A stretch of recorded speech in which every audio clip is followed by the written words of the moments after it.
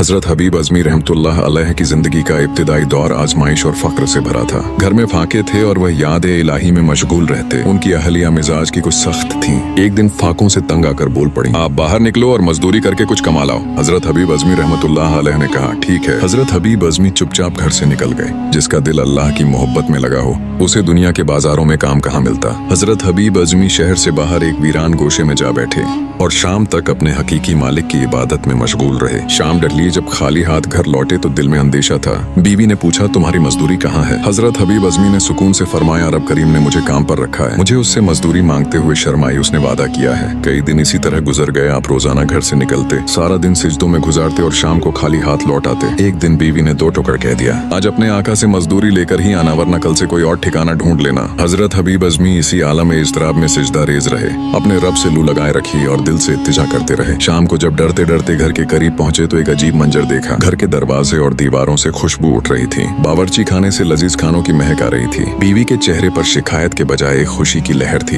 अहलिया ने दौड़कर इस्तकबाल किया, कहा, ए हबीब, तुम्हारा आका तो वास्तव में कायनात का सबसे बड़ा करीम निकला। आज एक खूबसूरत नौजवान आया जिसके हाथ में अशरफियों की थैलियां थीं और बेहतरीन अनाज था। कहाँ यह हबीब की मजदूरी है? और फिर उस कासिद ने कहा, अपने शौहर से कहना कि वह काम दिल लगाकर करे। मजदूरी में ताखीर सब्र का इम्तिहान था। यह सुनकर हजरत हबीब अज़मी की आंखों से आंसू जारी हो गए। हजरत हबीब अज़मी और सजदे में गिरकर पुकार उठे, ऐ अल्लाह ताला, तू कितना करीम है कि मुझ जैसे गुनाहगार पर भी रहमत फरमाता है। गुनाहगार की टूटी फूटी इबादत को भी शरफ़े कबूलियत बख्शा। बीवी को अब एहसास हुआ कि मैंने एक ऐसे बंदे को दुनिया कमाने पर मजबूर किया जिसका खालिक खुद उसका कफील है। उस दिन से बीवी का मिजाज बदल गया।